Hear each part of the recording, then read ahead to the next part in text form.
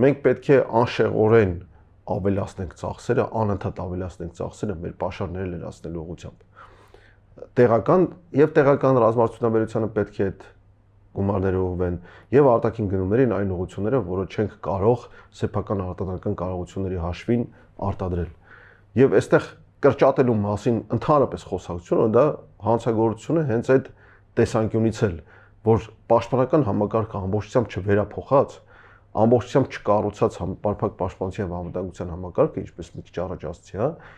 գնալ պաշտպանական ծախսերի կրճատման, դա ուղղակի հանցագործություն է։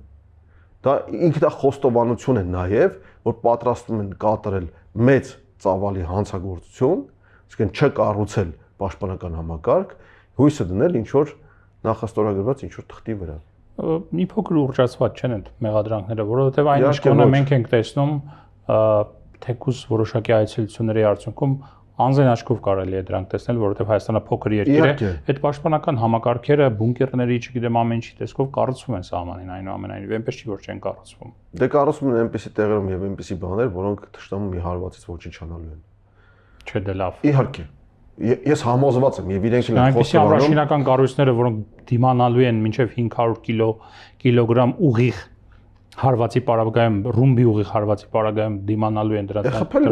դրանք ոչնչանան մի հարվածից։ Հա, իհարկե, այդ մի ռումբը գցելու են ախր, որովհետև ունեն այդ հնարավորությունները գցելու այդպիսի ռումբեր, ունեն այդ զինամթերքը եւ կիրառելու են։